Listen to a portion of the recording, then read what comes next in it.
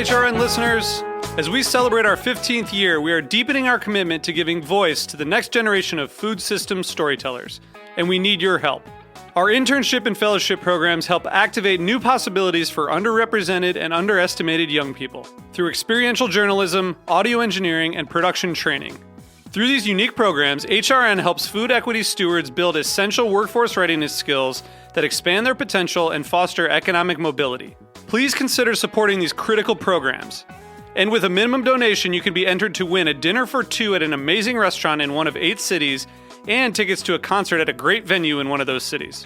We have incredible partners across the country who have donated, as they also share our passion for helping to educate the next generation of food systems storytellers. Check out heritageradionetwork.org/15 to donate and enter to win today. That's heritageradionetwork.org/15 to donate and enter to win today. And make sure you donate before March 31st. Thank you.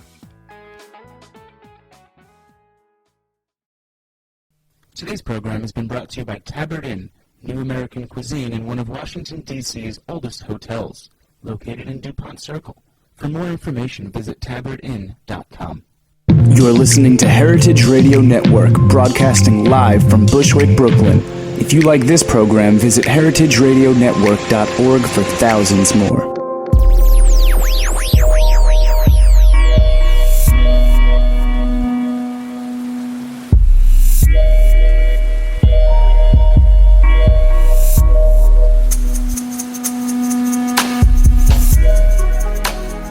All right. Thank you so much for tuning in. You're listening to the Heritage Radio Network. We are coming to you live, as always, from the back of Roberta's Pizza in a little bit of a gloomy day here in Bushwick, Brooklyn. You're listening to the Farm Report. I'm your host today, Erin Fairbanks, and we're going to be talking a little bit about agritourism and the role that plays in undergirding regional farm economies. And today we're on the line with Mari Omland. Welcome to the show. Glad to be with you, Erin. So you run a farm. I was interested in checking out your website. You talk about yourselves as relational farmers up at the Green Mountain Girls Farm, and I'm wondering if you could tell our listeners a little bit about what you mean by that. Sure. Basically, we're well aware that there's farming is in a controlled environment, and we sit within a neighborhood, amphibians out the back door in a cool, wet forest environment, and neighbors up the street who have lived here for many more years than we have. So we're kind of humbly sitting amidst the hills of Vermont, aware that we want to produce great tasting food, and also aware that we're part of these larger systems, social and ecological. And so we're just trying to pay a lot of attention to what all sorts of people have learned about both and put it to use in our farming. And how did you come to the farm? Great. My partner and I were actually, it's kind of funny, you're underwriter today at the Tabard Inn. We lived in Washington, D.C. for a decade and a half, and we were both nonprofiters, enjoying the very stimulating environment of conservation careers. And at the same time, we decided to move back to Vermont because, well, we were drawn to the geography and the culture of this place and very intrigued by farming and food and the possibility that, a bunch of us need to really be preoccupied with it in the 21st century and kind of turn the tables on how food's produced in this country in order to be better to our planet and better to our bodies. So when you decided to pursue the farming, I mean, obviously, I'm sure you looked at a couple of different types of models. And why was it that this kind of eat, stay, farm model was the one that rose to the top? I mean, did that play on particular skill sets, or did you see it as an underserved, resource within the community? How did that kind of model come about for you? Yeah, for us, it's kind of the story that just starts in this place that we are. partly looking at ourselves. You mentioned just, what we were capable of, what our talents were, what were our experiences and aspirations, and then what was this place capable of? What's this land and infrastructure going to excel at? And what value do we want to create? What are the markets we're equipped to tap and positioned to access? And so I guess I came out of an ecotourism background, and I am also a native Vermonter, and I had this sense that for decades, skiers and foliage leaf peepers have kind of used the agricultural backdrop as just kind of a juxtaposition to increase their enjoyment of their skiing or their foliage seeking, and but just had this hunch from seeing ecotourism work that and then seeing this emerging, really exciting trend of people really caring about food in this country, just had a sense that people are ready for sort of coming from the ground up, and instead of having farms just as this kind of bucolic backdrop in their pictures, just a sense that people want to frame their pictures right in sort of farm life. And when we saw the barn that is at our farm, Green Mountain Girls Farm, we, all our other criteria kind of fell out the window, and we fell in love with the place and knew that it would be a chance to, the kind of farm that would be accessible for people to visit and either, just get a little taste of farm life or really, really dig into understanding more about the food system. So can you give us a little sense of the scale and diversity of your operation, what you're raising, and what the kind of markets or outlets are for the goods you're producing on farm or off farm? Sure. And in addition to the words that I can share with you now, I'll definitely invite people to join us on Facebook and at our farm website, eatstayfarm.com, and see a lot of pictures and get a better sense of the place. But essentially, we raise meat, that's chicken, turkey, pork, and goat, and that's all rotationally grazed right here in the neighborhood. And we grow about 40-plus vegetables on just about 2 acres of cultivated land. It's a hilly landscape, so these are kind of a patchwork of gardens, and in between them there's a bit of a mosaic of some evolving young orchards, some nut plantings, and in addition, I kind of joke that the top floor of our barn is for a cash crop of tourists, and I joke about it because when you visit overseas, everyone says, "Well, what's the cash crop from your place?" But we have farm stays, farm experiences, and food available all year round here at the farm. And other sort of sense of scale, to put things in perspective, we're 7 people, full-time equivalents that work here in the summer and 4 in the winter. And we farm about, pasture and crops together, about 20 acres, eating some of our neighbors' grass and a lot of browse and pasture here at the home farm. So I feel like when people, I know, traditionally for myself, when I think of agritourism, I think about, pumpkin patches and apple orchards and kind of petting zoos, and those being kind of the more obvious kind of mainstays of the agritourism world historically, or maybe it was just that my grade schools did a really good job of getting us out there. But I do think that there is kind of an evolution in this idea of what agritourism can look like. And I'm wondering, what direction you see that heading and where you see your farm kind of fitting in more broadly to that agritourism landscape. What are some of the opportunities that are arising given this increase in interest, and do you have any worries about that influx of interest by folks who want to come and have a farm experience? Right. It's funny that you asked the worries, and I guess things go full circle. In general, I would say, before getting back to the heart of your question, my greatest optimism relates to how much people care about and seek things from farms, significant things. We get a ridiculous amount of calls and people wanting educational opportunities for their youth group in their schools, and all sorts of people in needy circumstances, grieving. They want to spend time with animals, etc. We can say yes to all these things. We do offer a really wide range of farm experiences that people can come and have here, and people are welcome to look at the offerings on the website and make bookings. And at the same time, there was almost like a neediness that I heard from the community. People were needing something from farms or looking to farms to provide something for them in all sorts of circumstances, and a lot of special needs.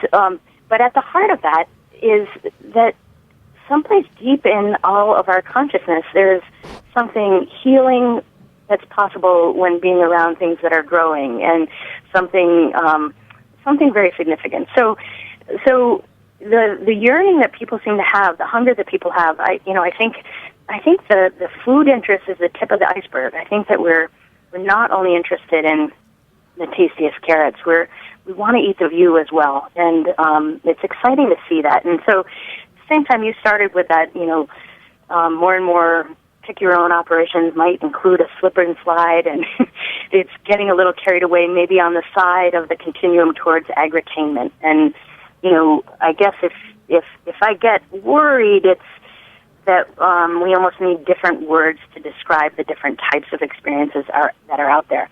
At our farm, we invite people to sign up and buy a little slice of farm life that underwrites and helps. The margins on food are slim. That helps us make our farm more viable. It helps us restore a land that's really not been loved for many decades. Small farms just haven't been viable for quite some time.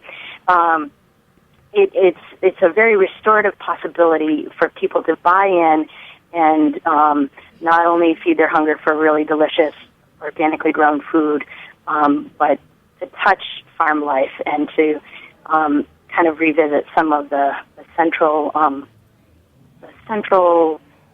core learning about humanity that can happen here. So anyway, at our farm, we don't typically, well, this week is an exception.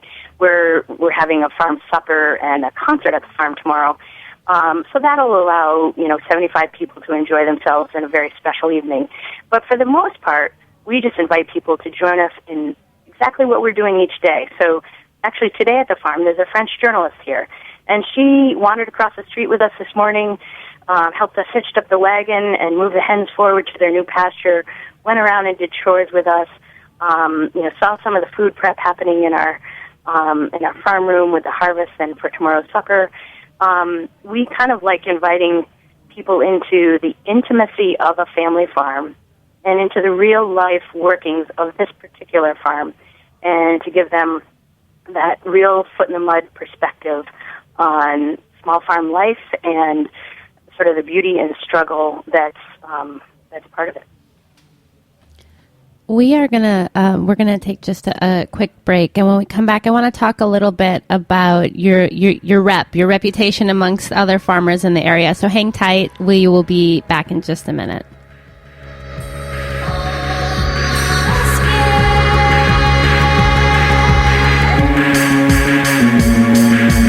You are listening to Loveless Child by Shadowbox on the heritageradionetwork.org.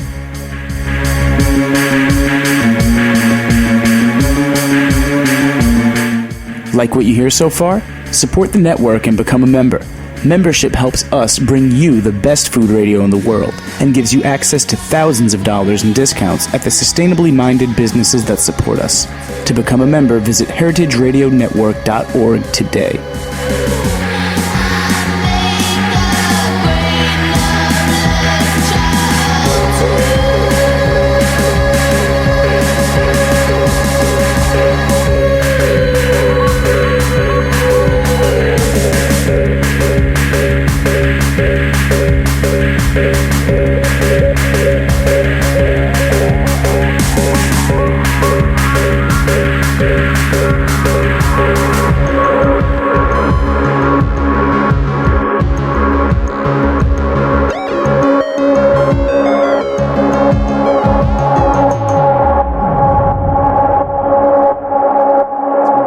Tabard Inn.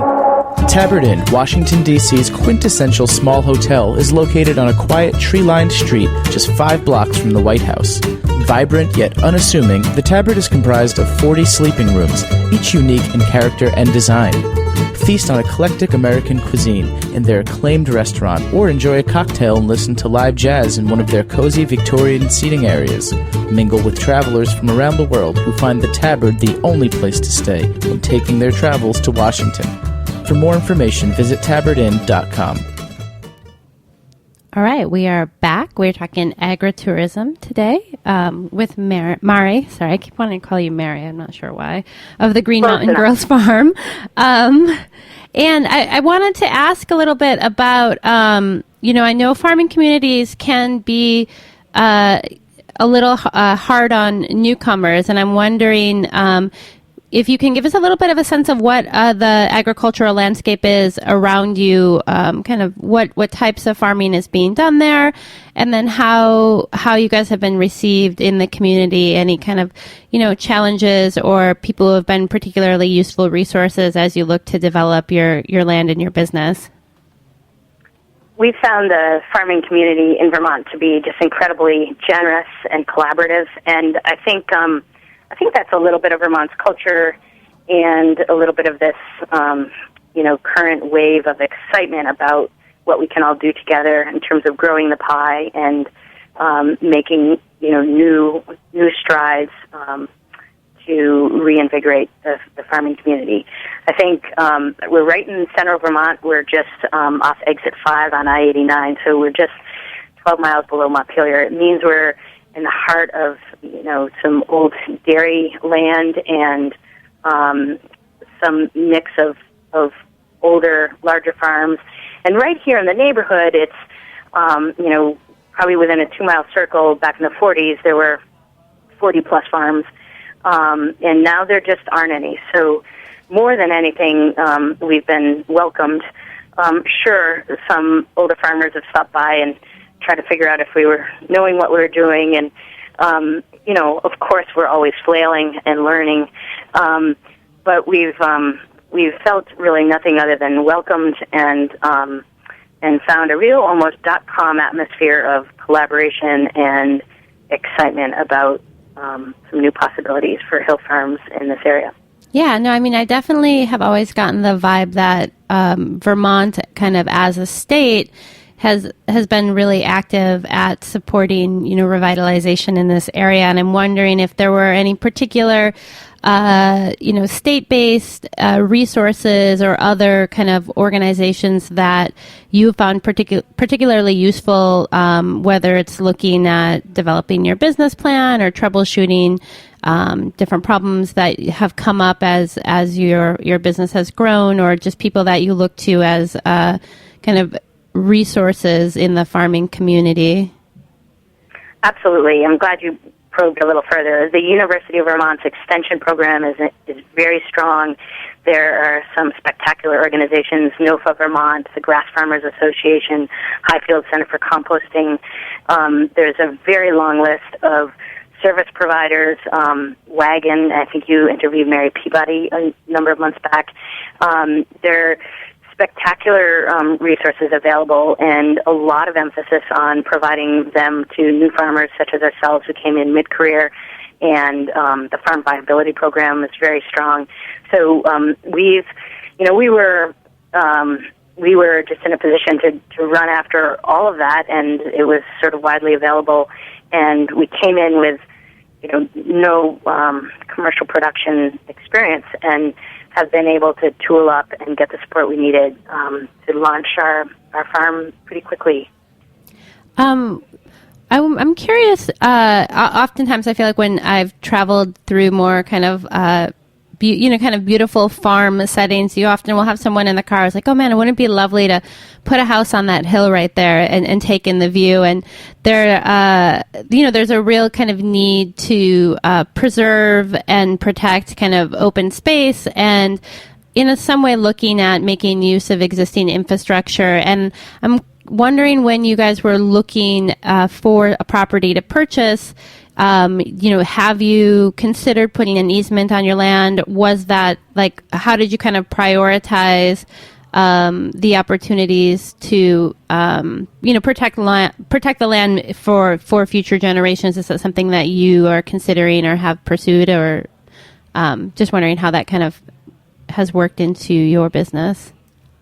Yeah, we were just lucky that the piece of property that we identified was already in the land trust. Our neighbors had been opportunistic years ago to collectively propose a package to the land trust, and so we benefited from all their efforts and work in the past, and really respect the work of the land trust and their current efforts to connect new farmers with farmland and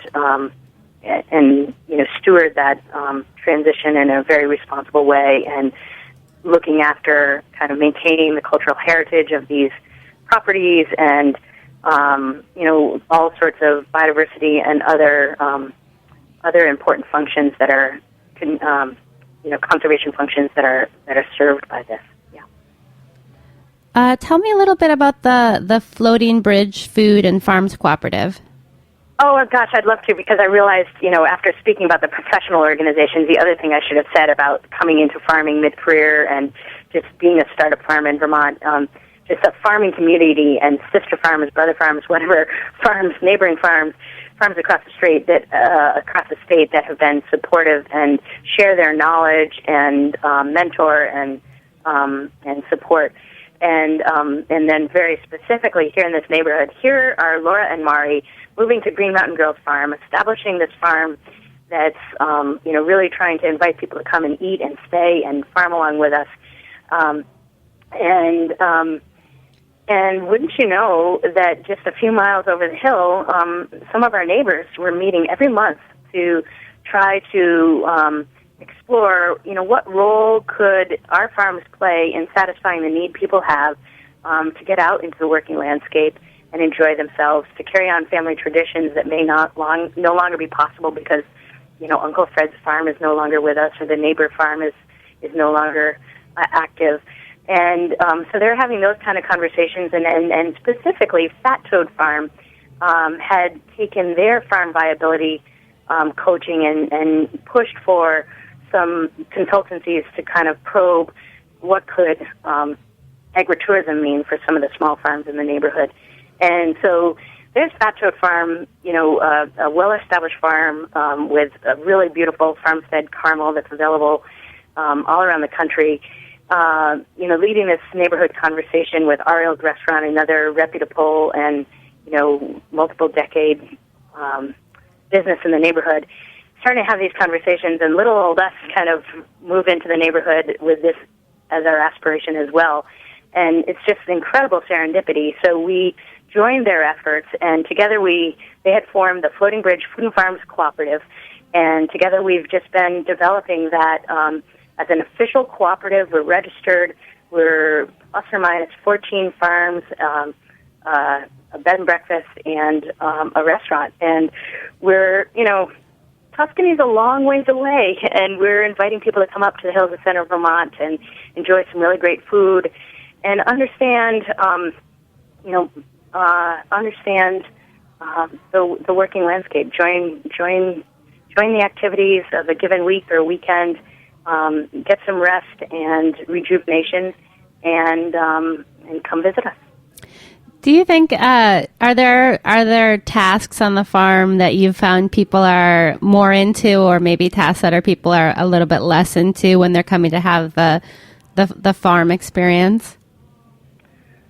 We're sort of young in the business, but it does seem like there's some people that are all about goats, and they'll sign up for, I want a latte on the hoof in the morning. I want to learn how to milk a goat. And by this afternoon, we're actually teaching a making chev at home class.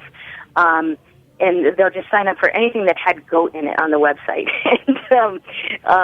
And there's other people that, a small boy his mom organized his birthday party here, and had no idea that there was going to be any problem. All the kids, except for the birthday boy, enjoyed picking up the eggs. The parents were oohing and eyeing about the warm egg. And the birthday boy, it turns out, was terrified of chicken. So, some of it is kind of predictable, and some of it seems pretty random. But I have a real interest in compost, and it seems like people love to go out and see what the compost probe temperature is reading. So even some of the off-the-beam track or sort of harder to see elements appear to really capture people's interest when made available to them. Excellent. And so if folks want to plan a visit up to your farm, the best way is just to visit the website, eatstayfarm.com? That's perfect. There's a lot of, we put fresh material up every week, a blog that tells you who died, who was born, what's fresh, and then also the Floating Bridge Co-op's Facebook or website. And if you do come, you can plan to just drive here, and then you can stay just in the neighborhood and enjoy everything from daylilies to honey harvest, maple sugaring. The neighborhood cooperative is a kind of a spectacularly rich and densely packed. Just come to the Central Vermont Hills, and you won't have to drive far. You can enjoy a wider range of offerings. That sounds like a great way to spend a weekend this fall. Thank you so much for joining us today. Really appreciate having you on. You're welcome. Come on up. And if you can't get here, we're really intrigued by sharing the intimacy of family farms on the web. So definitely visit us on the web. Awesome. Thank you so much, Mari. Thanks to everyone for tuning in. This, like all 30 of our live weekly shows, are available for free on our website, www.heritageradionetwork.org. You can also find us on iTunes and Stitcher. We are a member-supported organization, so if you believe in what we're doing, please consider clicking that donate tab. Become a member today at the $120 level. We'll shoot you one of our fancy pants new tote bags, so check that out. Next week on the Farm Report, we'll be talking avocados, so stay tuned for that. Get ready for all your guacamole and avocado farming info. We will have it for you. Thanks so much for listening, and stay tuned in. Thanks for listening to this program on heritageradionetwork.org. You can find all of our archived programs on our website or as podcasts in the iTunes Store by searching Heritage Radio Network. You can like us on Facebook and follow us on Twitter at @heritage_radio. You can email us questions at any time at info@heritageradionetwork.org. Heritage Radio Network is a non-profit organization. To donate and become a member, visit our website today. Thanks for listening.